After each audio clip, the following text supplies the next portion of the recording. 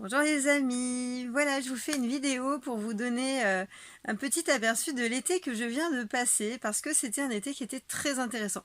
Donc évidemment je ne vais pas vous donner tellement de détails ni d'anecdotes parce que je trouve pas que ce soit ça le plus important, mais le cheminement par lequel je suis passée. Donc ça a commencé très fort le 21 juin, il devait être 10h ou 10h30 du matin. Je suis tombée, j'ai fait une chute de environ 3 mètres de haut et je me suis cassé le bras gauche. Donc je me le suis cassé au niveau de la tête de l'humérus, juste en dessous. Heureusement, ce n'était pas une fracture à l'intérieur de l'articulation, mais juste en dessous.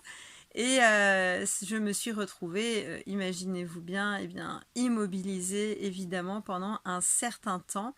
Et encore aujourd'hui, je suis encore en rééducation. Mon bras est encore beaucoup douloureux à certains moments, pas tout le temps heureusement, mais il peut l'être. Et donc cette situation m'a amenée à me poser beaucoup de questions sur ma vie professionnelle. Évidemment, faire du massage quand on a le bras cassé, je vous mets au défi d'y arriver. En ce qui me concerne, évidemment, c'était hors de question. J'ai aussi réfléchi à mon avenir en fait, et je me suis dit que, et c'est pas la première fois que j'ai cette pensée, que je ne pouvais pas m'appuyer seulement sur ma pratique de massage bien-être pour constituer ma vie professionnelle et les compétences et l'ensemble de ce que je peux proposer au monde. D'abord, vous allez peut-être le découvrir avec le temps et avec les différentes vidéos que je vais vous proposer. Je suis quelqu'un de très multiple, très pluriel, assez éclectique. Je suis curieuse et j'ai tendance à être un peu touche à tout. Et j'adore le massage, néanmoins, je n'ai pas envie de me cantonner à ça. Donc c'était vraiment le bon moment pour me repositionner.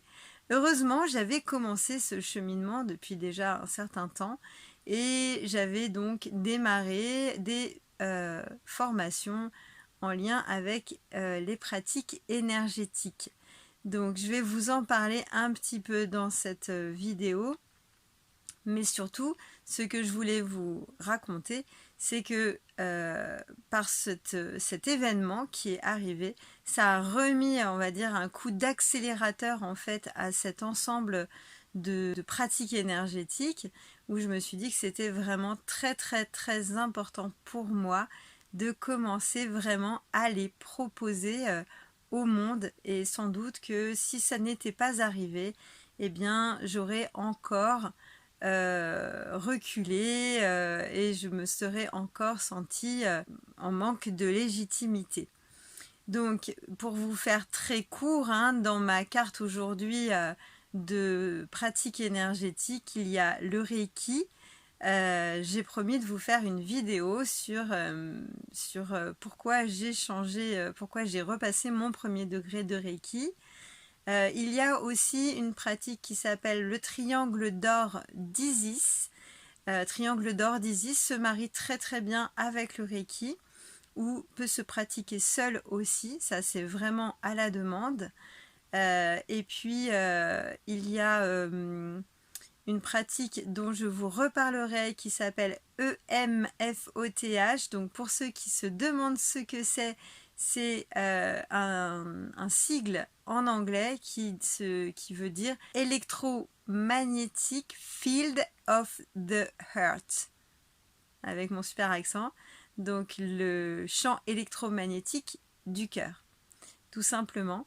Donc voilà, ça m'a demandé du coup de pratiquer beaucoup plus pour moi. Donc le Reiki avec un seul bras, c'était pas très confortable, je ne vous le cache pas.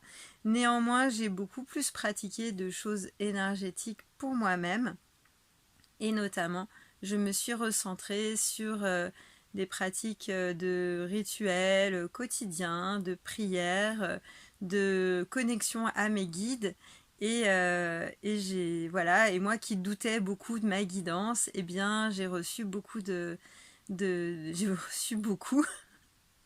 Et ça m'a voilà, ça m'a confortée dans ma légitimité à faire ce genre de pratique, à vous le proposer professionnellement.